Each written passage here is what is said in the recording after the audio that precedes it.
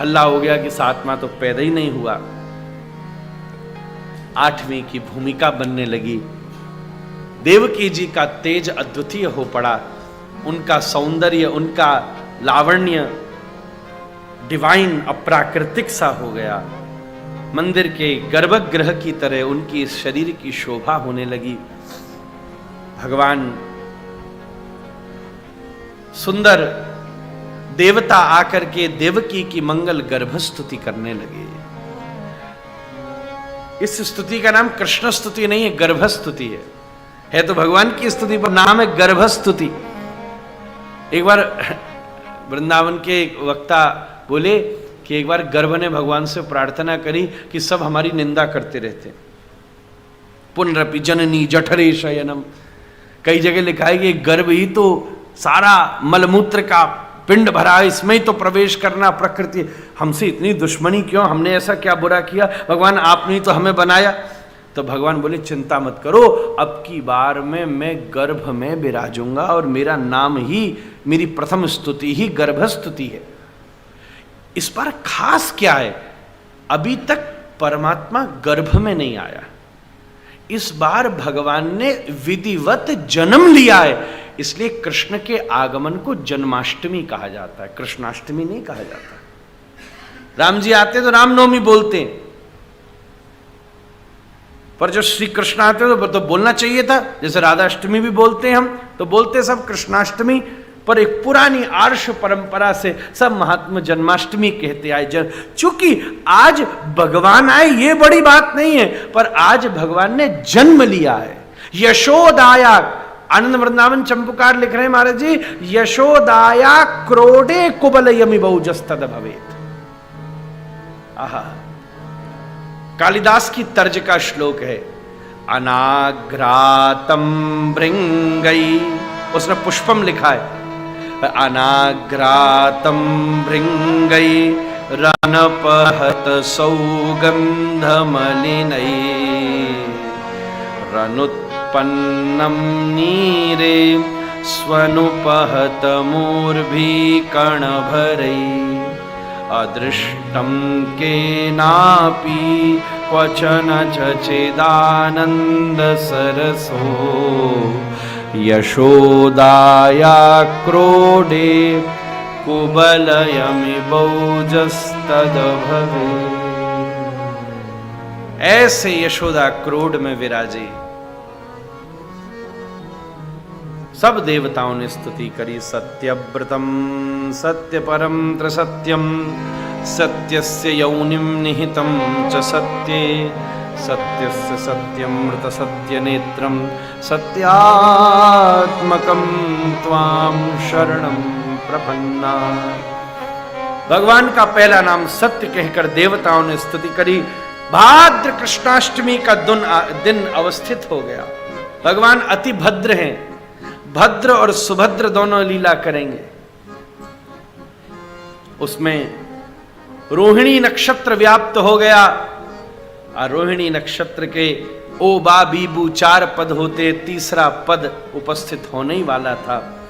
उसी समय देखा तमद्भुतम बालकमंबुजिक्षणम चतुर्भुजम शंख गदायुधायुधम श्रीवत्सलक्ष्मं गलशोभिकौस्तुभम पीतांबरम सांद्रपयोग सौभगम।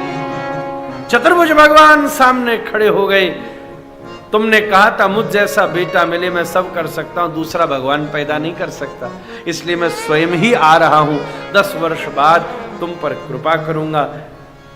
श्री वसुदेव जी के हृदय में आते देवकी के गर्भ में भगवान स्थापित हो गए। मेरे बड़े महाराष्ट्री कहते, एक सामान्य बच्चा कब पैदा होता है? जब माँ के पेट में दर्द होता है। भगवान कब पधारते हैं? जब भक्त के हृदय में पीड़ा होती है। हृदय की पीड़ा से ही, हृदय जब आर्द्र होता है तभी तो परमात्मा प्रकट होते हैं। उसी समय ठीक रात्रि के 12 बजे सारे ग्रह शांत हो गए। काल अत्यंत शोभनीय हो गया। शांताक्ष ग्रह तारकम काल परम शोभनम। आहा, चंद्रमा तारे सब सितारे सब कुछ शोभनीय हो गया। सुगंध मलयाचल सुंदर पवन चलने लगी। घृणी घृणी वर्षा प्रारंभ हो गई। महाराज चंद्रमा कहता बादलों हटो हम आगे रहेंगे। लीजिए, मेरे वंश में भगवान आ रहे हैं। बादल कहते हमारा वर्ण लेकर आ रहे हैं, मेघवर्णम शुभंगम, हमको आगे रहने दो। ये सुंदर प्रकृति आपस की दिव्य शोभा में अद्वितीय रूप से अवस्थित हो गई। उसी समय ठीक रात्रि के 12 बजे ये भारतवर्ष धन्य हो गया। बोलिए बाल कृष्ण भगवान की जय। योग माया जी ने सूप की व्यवस्था कर दी, हथकड़ी बेड़ियां खुल गईं, पहरेदार सो गए, सारे दरवाजे खुल पड़े। उसी समय वसुदेव जी भगवान को सूप पर लेकर के मंगलमय भाव से चल दिए। सूपाकृत बुद्धि में परमात्मा आते हैं। वो सूप जो चावल और कंकड़ को अलग कर दे, वो बुद्धि जो भेद अभेद, शुद्धता अशुद्धता, पवित्रता अपवित्रता, इन सब में अंतर कर दे, ऐसी ही बुद्धि में परमात्मा का प्रवेश हो सकता है। वसुदेव जी लेकर के चले, सारा व्रज अत्यंत आनंदित हो गया।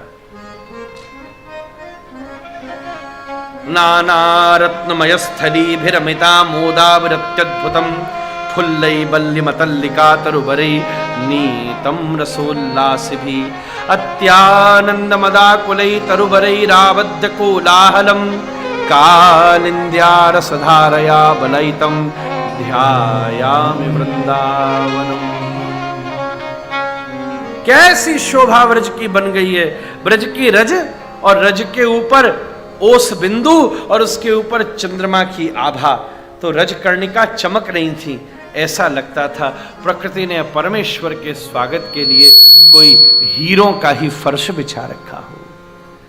दोनों तरफ कमल और कुमुद दोनों खिल चुके हैं, दोनों खिल पड़े हैं। भौरे भी अचंभित हो रहे हैं। उन कमल कुमुद जूही केतकी बकुल मौलश्री शीर्ष चंपा पाटिल के विभिन्न पुष्प जब पल्लवित होकर के चंद्रमा की अरुणिमा से दिव्य आच्छादित होकर के, आज चंद्रमा में भी अरुणिमा है क्योंकि अब प्राकृतिक स्थिति है, उसके द्वारा तभी तो अरुणिमा देखकर कमल खिला है और चंद्रमा को देखकर कुमुद खिला है। उस अरुणिमा के द्वारा आच्छादित उन पुष्पों के ऊपर जब दिव्य चंद्रमा की आभा से चमकृति व्याप्त हुई तो दोनों तरफ ऐसा प्रतीत होता था कि वैदुल्य नील विद्रुम स्फाट स्फटिक मूर्ति भी, वैदुर्य नील और विद्रुम मणि के बड़े सुंदर सुंदर चबूतरे दोनों तरफ आच्छादित कर रखे हैं। गौवंश जोर जोर से पुकारता हुआ, दौड़ता हुआ सामने से आ रहा है और भागती हुई गौ माता आकर और पीछे से आके और उचक करके सूप में झांक करके जा रही हैं। उनके थनों से दुग्ध बिंदु बिंदु बिंदु बिंदु दुग्ध चुचाता हुआ मानो सारी ब्रजभूमि का सिंचन कर रहा हो कि आज गोपाल पधार रहे हैं। इसका सिंचन करके उनके स्वागत की मैया सुव्यवस्था कर रही है। प्रकृति ने इस गौवंश का ही एक आवृत माल्यार्पण मानो परमात्मा को समर्पित कर दिया हो। जिस वृक्ष के नीचे से श्याम सुंदर निकल जाते हैं वही वृक्ष विकंपित होता हुआ अपने पुष्प और पल्लवों को उस सूप के ऊपर आवृत कर देता है। ऐसा लगता है वसुदेव जी कमल की नाल हो गए हों। श्री श्याम सुंदर के हाथ केश चरण कमल की सुंदर दिव्य मृणाल दिव्य सुंदर उसके पल्लव हो गए हों और श्री श्याम सुंदर का हृदय ही उस दिव्य कमल की मध्य कर्णिका हो गया हो। सारे भौरे चौंक रहे। कमलम अनंबसी साच सुभगा कनक कमल लतिकायाम। आहा, ये पहली बार है कि कमल किसी भंवरे के पास जा रहा है। ऐसा तो आज से पहले कभी नहीं हुआ। मंद्र मंद्र गति से चले, यमुना जी में उतरे तो यमुना जी की धारा तरंगे लेने लगी मानो यमुना जी ने अपनी सारी सहेलियों को बुला लिया हो। हे व्यास, हे नर्मदा, हे चिनार, झेलम, रावी, तृष्णा, अलकनंदा, मंदाकिनी, हे गंगा आगम्यताम आगम्यताम आगम्यताम। आज साक्षात योग योगेश्वर भगवान श्री कृष्ण का आगमन हो रहा है। तुम भी इस सद सौभाग्य का दर्शन करके अपने जीवन को धन्य धन्य कर लो।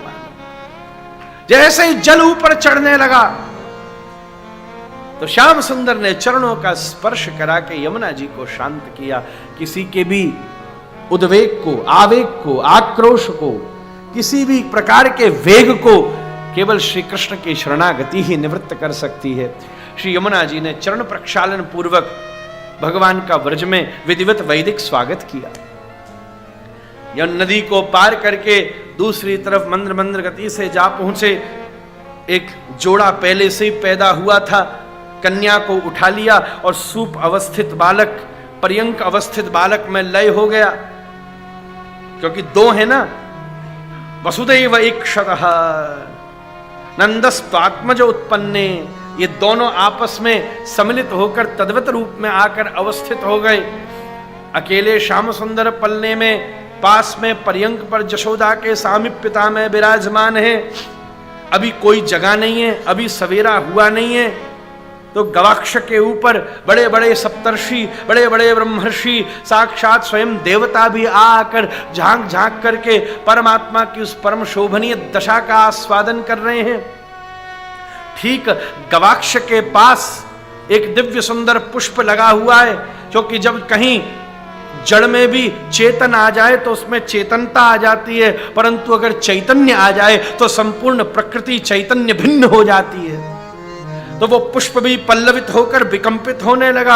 आहा, श्याम सुंदर आ गए हैं, उसमें भी चेतनता, चैतन्यता प्रकट होने लगी। मैं कैसे उनका समाश्रय पाऊं, कैसे उनके चरण कमलों का आस्वादन। पहली बार कोई भौरे तो हजारों बार कमलास्वादन के लिए तड़पे हैं, पर आज श्री यशोदा के एक गवाक्ष के गुलदस्ते में उपस्थित हो रहा एक पुंडरीक भी विकंपित हो रहा है कि कब उसको श्री कृष्ण चरण मकरंद के आस्वादन का सद सौभाग्य प्राप्त हो जाए। पर वो बेचारा जड़वत वहीं बैठा हुआ है, वो तो जड़ है ना, उस पे तो कोई चरण नहीं है, वो तो स्वयं चल नहीं सकता। वहां बैठा बैठा श्याम सुंदर की रूप माधुरी, अंग माधुरी, रस माधुरी, नयन माधुरी, चरण चापन माधुरी का समास्वादन करता हुआ वहीं बैठा तड़प रहा है। उसी समय किशोरी जी महाराज वृषभान घर में पहले आ चुकी हैं। उस भक्त की पीड़ा को समझकर रात्रि के समय करवट बदलते समय प्रिया जी ने एक बड़ा सुंदर श्वास, गहरी श्वास ली, एक गहरी जमाई ली।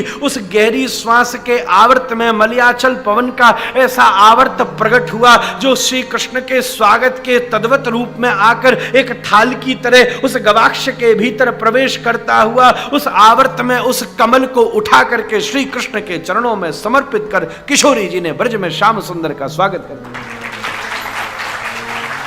ऐसी दिव्य मंगल, दिव्य कांति का समास्वादन अवस्थित हो गया। अब थोड़ा सब अपनी तरंग है, मैं सबको हिसाब से कहूं। उसी समय महाराज प्रभात के सूर्योदय ने प्रकट होकर के अपनी आरुषि का स्पर्श श्याम सुंदर के नीलेंदीवर नीलमणि बपू के ऊपर अवस्थित किया, और जैसे ही प्रथम किरण श्याम के नीलमणि बपू के ऊपर पड़ी तो आच्छादित होकर सारे भवन को चमत्कृत कर देती है। रोहिणी मैया के आनंद की सीमा नहीं रही, एकदम आंखें खोली तो किलकारियों की आवाज आई। यशोदा मूर्छा में थी, थोड़ी सी बैठी उठ के तो छोटे छोटे तलुओं का दर्शन हुआ, और थोड़ी सी उचकी तो घुटनों का दर्शन हुआ, और थोड़ी सी उचकी तो नाभि के अग्रभाग और नासा की शुकपोल नासिकम की मधुर माधुरी का मंगलमय दर्शन हुआ। थोड़ी सी और उठी तो दिव्य चुबुक और दिव्य नयन पटलों के कोने, जिस प्रकार से महाराज हिमालय के गोमुख के कोने में से कोई दिव्य मधुर गंगा की धारा कलकोल कल्लोलवंतनी प्रवाहित होती है, तद्वत रूप से ही श्याम सुंदर की श्याम आभा के आंखों के कोने के भाग से बह रहे लावण्य सौंदर्य की गंगा धारा का दर्शन करके चमत्कृत हो पड़ी एकदम महाराज। और थोड़ी सी उचकी तो छोटे से लाला को देखकर जय जयकार कर पड़ी। अरे बाबा तो बधाई हो, बाबा तो बधाई हो, बाबा तो बधाई हो, बाबा तो